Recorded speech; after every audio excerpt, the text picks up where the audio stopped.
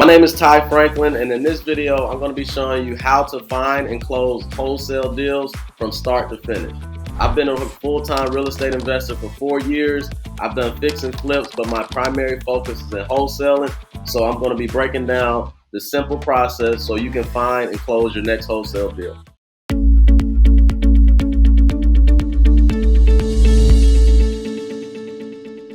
Now, when it comes to wholesale and real estate, I like to break the process down into 6 simple steps, all right? The first step is selecting a market. The next step is sourcing your data.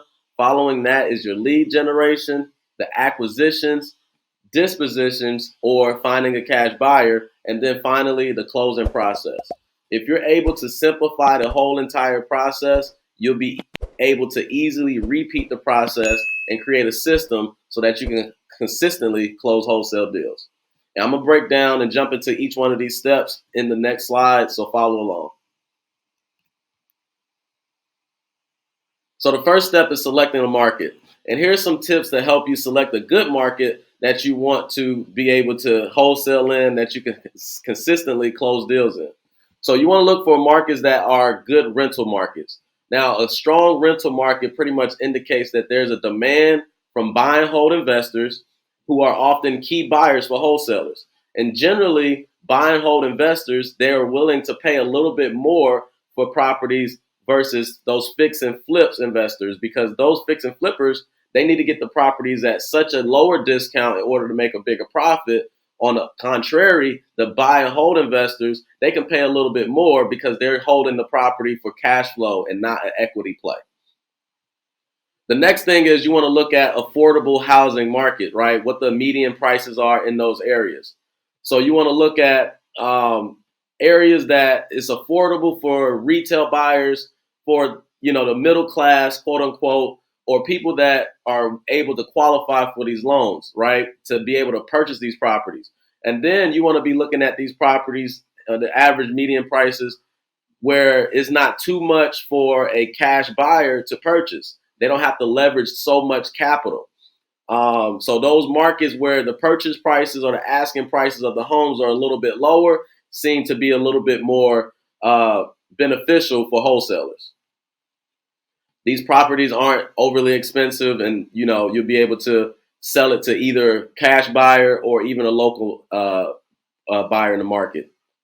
The next thing is growing population, right? Obviously, you want to be planting your flags into markets that are consistently growing, that are developing. There's building going on. There's growth there because there's a demand, right? So whenever there's a demand, there's going to be more opportunities for you to find these deals and be able to sell these deals to all these different buyers and whatnot.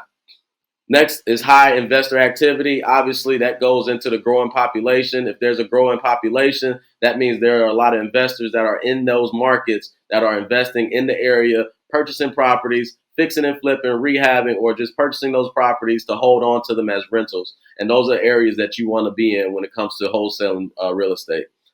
Another one is don't focus on non-rural areas because there aren't many buyers in those areas. That's more of a niche area. Not to say that you won't be able to get deals out there, but it'll be a little bit more difficult to get a deal there because there aren't as many buyers out there. There's not much activity in those rural areas. And my last tip is secondary markets.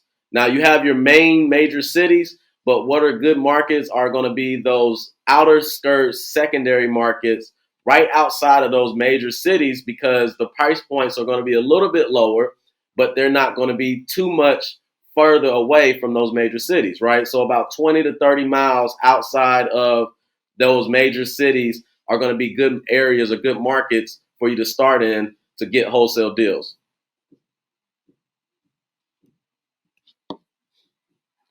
The next thing is sourcing your data, all right? So when it comes to sourcing data, this is very important. Sourcing data is pretty much the process of gathering property addresses and potential seller contact information so you can prepare for marketing, all right? And pretty much you want to start pulling lists, right? You want to start gathering lists or compiling lists and building lists of property addresses and sellers, potential sellers that you're going to market to. For me, I like to pull my list with the seller avatar or the seller profile in mind. Okay. So for example, I want to start finding high motivated people, right? So my top list I'm going to target are going to be lists that will ideally have those higher motivated type of individuals, right? Homeowners. So for example, here's some list examples or list types that you can look into that are pretty common. That you can start finding motivated sellers to close your wholesale deals. You got your pre-foreclosures.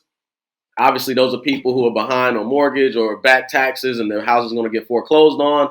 Probate or inherited properties. These are people who got these properties inherited and they may not want them anymore or don't know how to manage it or it might be a burden on them, so they might be willing to sell that property.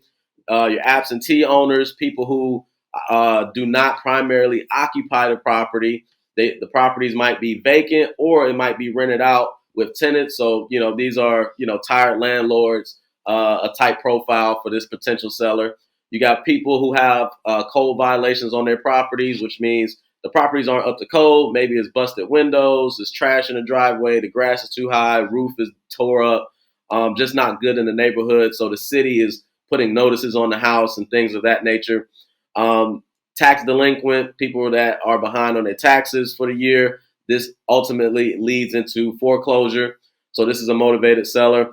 Fire damaged properties. Obviously, if property has been reported that there was a fire there. It may not be too big of a fire, but it might be too big of a fire for that homeowner to want to renovate it or repair it. So that's a good opportunity.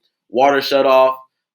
These are people who properties do not have access to water. The water is not running at those properties, so chances are that those properties might be vacant. Expired listings. These are properties that were on the market for sale with the real estate agent, and for whatever reason it didn't sell, maybe too high in price, or the property needs more repairs, what have you. But the good thing about expired listings is that these sellers want to sell the property.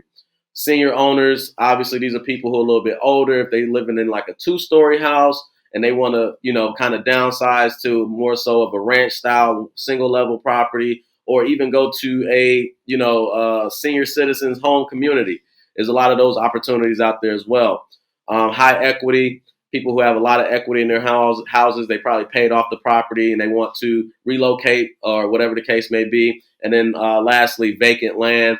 People just have land and they just want to sell it because they want to just get the capital and do something else with the money. So these are some examples of some lists that you can pull that can generate some motivated sellers that you can start beginning to market to.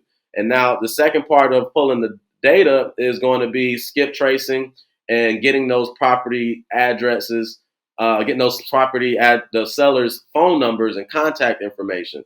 And there's plenty of different websites and sources that you can utilize to skip trace to get that contact information that you can reach out to these homeowners.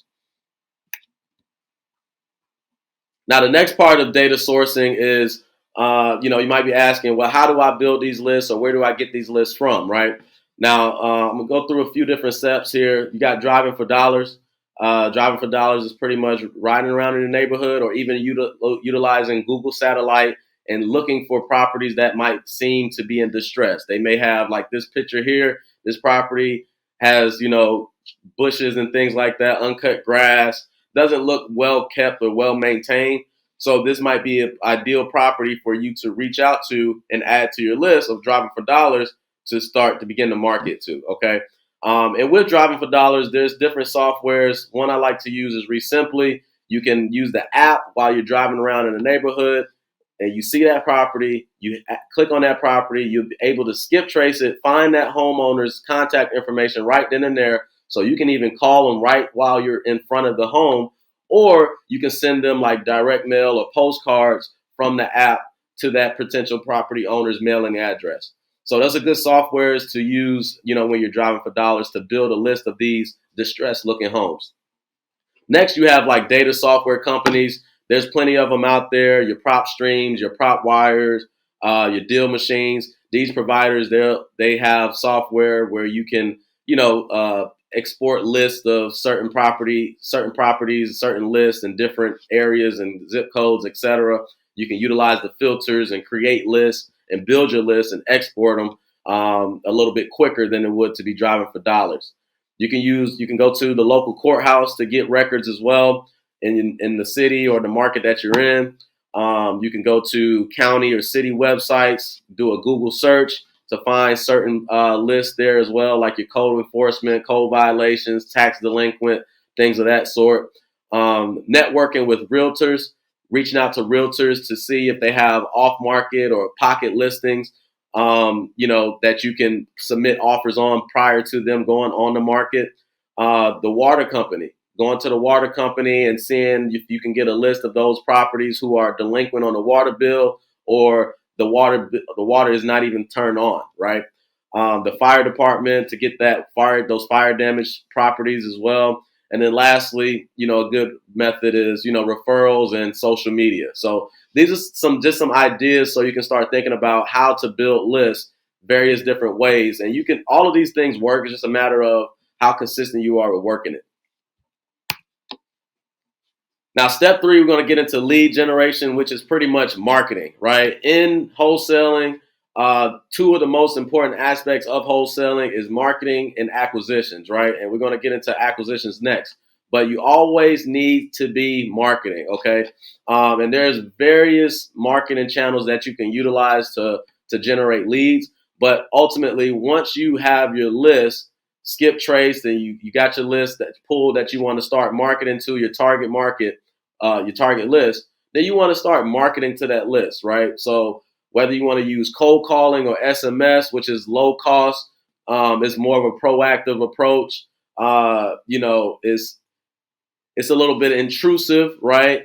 Those sellers may not be as motivated. It might take you a lot more effort in order to generate, qualified leads or opportunities, more calls, more messages, etc. But that's just part of the game. It works. It's just all about how consistent you are with it.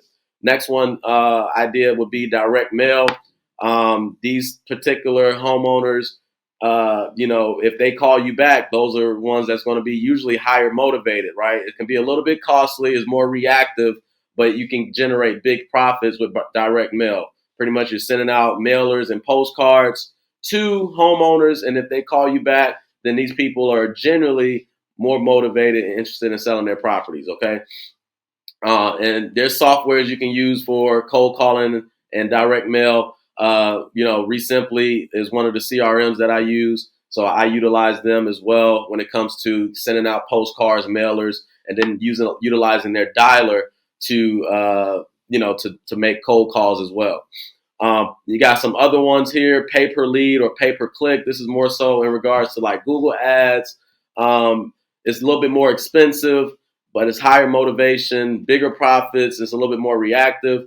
But these people are pretty much interested in selling their property. They're reaching out to you, submitting a form online, saying that they're interested, and pretty much, higher motivated, right? Now, not every lead is going to be a great lead because of price and circumstance or whatever, but these are good opportunities to generate qualified opportunities and generate leads. And you have another one that works as well is door knocking. This works well for those people who are difficult to get on the phone, whether you're calling or texting or even mailing. Primarily, this works for those pre-foreclosure opportunities. I've seen a lot of success there when you go up to their door, knock on the door, and ask if they're interested in selling or if there's anything you can do to help them out in their situation. This one takes a little bit more time, low cost, more proactive, but it's very effective as well. Next step is acquisitions. Acquisitions is, like I said, you have two important parts that I like to say. That's marketing and acquisitions. If you're not marketing to enough opportunities, you're not going to generate enough leads. And if you're not doing the acquisitions, you're not going to get any contracts. So those two work hand in hand. You can't have one without the other. So, let's talk about acquisitions a little bit. That involves qualifying leads, following up with these leads, and making offers to these leads. And we're going to get into those three pieces here second. So the first thing is qualifying leads, right? Whenever you're marketing to these opportunities and a seller raises their hands and say, yes, I'm interested in selling. Yes, I'm interested in the offer. You want to make sure that you qualify these opportunities, right? To see if it's a good fit for you to make an offer. So here are a few questions that I like to ask when it comes to qualifying these leads and checking off and making sure that this lead is is a good fit for us to get an offer. One, are you the owner of the property? If they're the owner of the property, great. Two, how soon are you looking to sell? If they're looking to sell this property in the next 2-3 months, great. If they're looking to sell in the next year or two, well, I'm not going to spend so much time on this particular opportunity, right? So the timeline is very important. Number three, why are you considering selling at this time? I want to understand what's the reason behind them selling, what's their motivation, so I can be able to provide value with the benefits of my offer when I'm getting ready to make my offer, right? So I want to understand that motivation. I want to understand that pain point and see how we can solve the problem that they are having. Next is most important as well. How much are you hoping to get for the property, right? You always want to find out what their asking price is. Get their price first to see if it even makes sense. If it doesn't make sense, then it may not make sense for you to waste the time. So you want to see if you can get their asking price first, because you don't want to give them a price where your price is probably going to be a little bit higher than what their original asking price was. So you don't want to screw yourself in that way. So always attempt to get their asking price for the property first before you give them a price first. And once you check off these boxes, ask these questions here, you'll be able to get an idea as to, okay, this opportunity is qualified. Then you could jump into the condition of the property and understand what the repairs are, etc. But these key questions right here are the primary questions that you need to utilize to qualify these opportunities.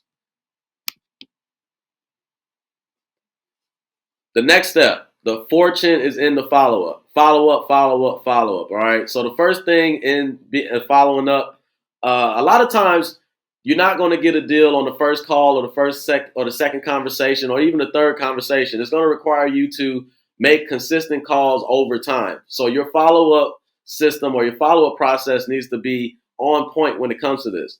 So here's a few tips for following up. Number one, be consistent, right? You want to be very consistent when you're following up because you want to be able to stay top of mind with the seller when they are ready to pull the trigger to sell that property. Regular contact demonstrates professionalism and persistence.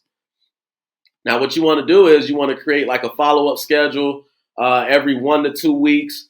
What helps is utilizing a CRM or a calendar, but I prefer a CRM. REsimpli CRM is very great with this because you can set up drip automations. That way it sets up tasks and sends emails and text messages automatically. That way, while you're focusing on other things, you're automatically touching that particular lead and keeping that lead top of your mind while you're doing other things in the business and focusing on other leads as well. So utilizing that drip automation will help you be able to be consistent with your follow-up and don't allow anything to slip through the cracks. You want to diversify your contact channels. So, if a seller is non-responsive to calls, then you might want to utilize text messaging. If they're non-responsive to text messaging, you might want to utilize email. If they're not responsive to email, you might want to use direct mail or door knocking. So you want to utilize different contact methods to get in touch with these sellers when you're following up. Find out which one works best for the seller, which one you're getting a better response with, and then that's going to be the method or the contact method that you're going to be utilizing going forward. Next thing is you want to provide value, right? Whenever you're having a conversation with the seller and you're making your follow-up call, you want to make sure that you're not making the seller feel pressured for a sale, but you want to provide some value, right? Understanding what the seller's situation is. That way you can help provide value by being a problem solver for that particular situation, right, that the seller is in. Next thing is asking the right questions, right? Obviously, you want to ask the right questions so you can understand the seller's needs, understand the motivation. That goes back into providing the value, right? By asking the right questions, you can understand, what value, what solutions that you can offer to the seller. Also asking the right questions such as, well, has anything changed since, since the last time we spoke? Or what challenges are you currently facing with your property, right? So these type of questions keep the conversation going. So you not just calling, just saying, hey, are you ready to sell yet, right? You need to have a plan when you're calling these leads and making your follow-up. And then lastly is create urgency, right? You always want to create urgency because you don't want to allow these sellers to believe that they can take as much time as they want. And they really can, but you want to make sure that you're creating urgency that, hey, I'm looking at other properties, just want to make sure that you're ready to make a decision. The prices change every single day. So I want to make sure that we set aside these funds for your particular property, things along those lines. So you just want to add a sense of urgency to what your offer is or making your offer, so you can kind of nudge the seller a little bit to make a decision a little bit sooner rather than later. And then lastly, you want to make more offers. It's all about the amount of offers you get. If you're not making offers every single day, or if you're not making offers consistently, you're selling yourself short because you're not going to give yourself opportunities to get contracts. You have to make offers in order to get contracts. In order to get deals, you got to get contracts. So it's offers, contracts, deals. That's how it works. So the more offers you make, the more contracts you get, the more deals you can close. So you have to be consistent. Now, here's some tips for making more offers. You want to make sure you know your numbers, right? So whatever formula you use in the MAO formula, MAO, maximum allowable offer formula, you want to make sure you understand, you do your right research and finding the right comparables, understanding the repair estimates. You want to make sure your numbers are sharp, right? You don't want to go to the seller and give them a high offer and that number doesn't work. And now you have to go back to the seller and renegotiate. It does happen, but if you're sharp on your numbers in the beginning, it won't be a burden on you later on down the line to have to go back and renegotiate, okay? You want to provide multiple offers, right?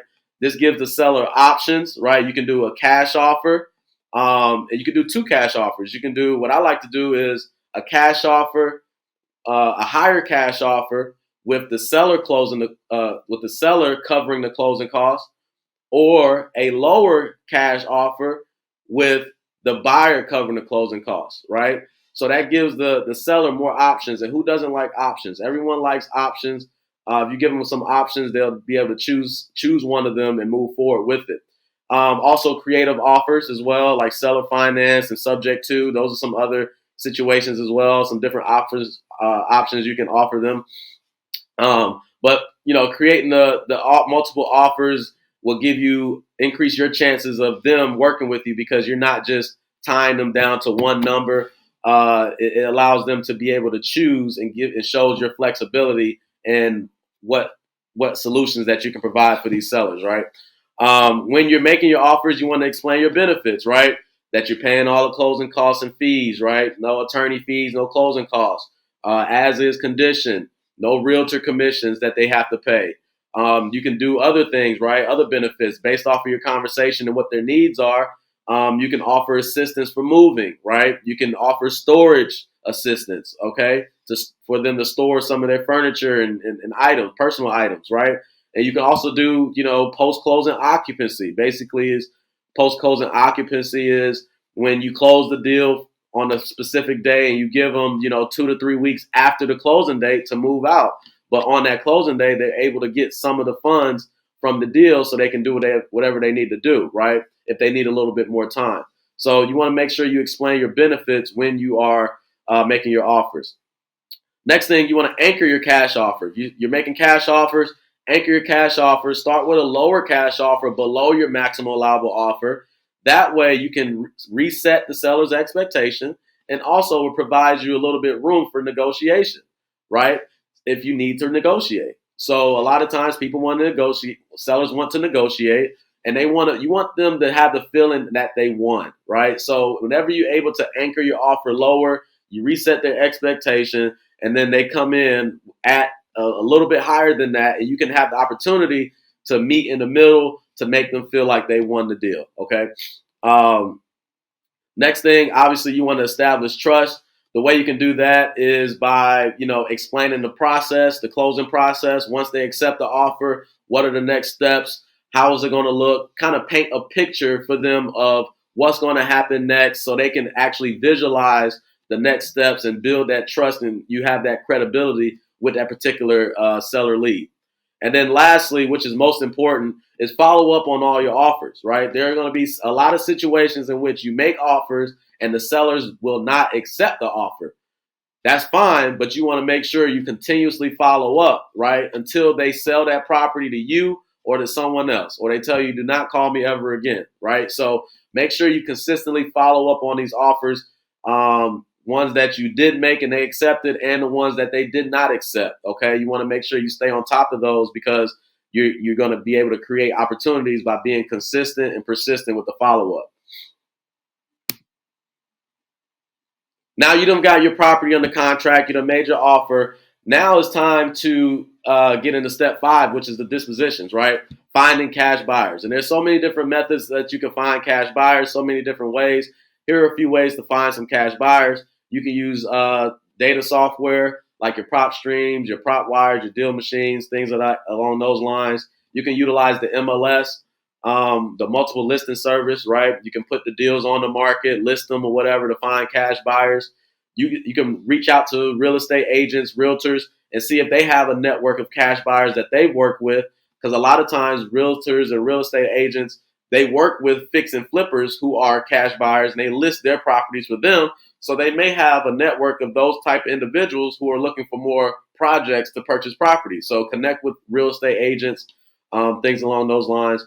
Networking events and meetups, right? You want to go to these real estate meetups and networking events consistently because you're going to be able to rub shoulders with actual cash buyers, fix and flippers in those spaces to help you close your deals. Facebook Marketplace and Facebook groups, you can post your deals up on there and find cash buyers. You can joint venture with other wholesalers that are active that have cash buyers as well. You can utilize bandit signs. You know, you can put fix and flipper available and put your phone number out, put it by a Home Depot or Lowe's or in the neighborhood, and you might have some cash buyers reach out to you because they are active in those areas looking for another project. Here's a good one, foreclosure auctions, right? What better place to go than an auction? All that's there is going to be buyers, right? Buyers that are looking to buy properties from the auction. So why not go there as well and network and meet and mingle with actual cash buyers who are there to purchase properties? That's where they hang out. And then lastly, you know, title companies and closing attorneys. Some of these places, they might be able to give information to buyers that they've been working with. Some of them may not, but it doesn't hurt to, you know, make that connection and relationship with these title companies and closing attorneys. So these are just some methods that you can use to find active cash buyers for your wholesale deals once you get it under contract. And then finally, step 6 is the closing process. The closing process is pretty simple. Typically, closing a wholesale deal can take as quickly as a week to as long as who knows what, depending on what's going on with the title and the payoff and all that. But pretty much you want to start the title search. Pretty much starting the title search is you have your purchase and sales agreement. You have your assignment agreement between you and the buyer. So you take those 2 contracts and those 2 agreements, you send it over to a reputable closing attorney, investor-friendly closing attorney, or title company to start the title search. Once they start the title search, you want to make sure you follow up with the title company, right? You want to follow up on that title just to make sure there's no issues or any delays. I typically like to follow up every 1 to 2 weeks just to see what's going on. Once the title is cleared out, they're going to confirm a closing date. You confirm that closing date, confirm that time, and you communicate with the seller and you communicate with the buyer so they are all on the same page as far as showing up to closing. And then lastly, you close the deal. And that's pretty much the 6 steps in, you know, closing a wholesale deal from start to finish. You just repeat that process over and over and over again, and you'll be able to, you know, close deals more consistently. So I hope you guys found this video very valuable and helpful. And I look forward to speaking to you guys on the next one.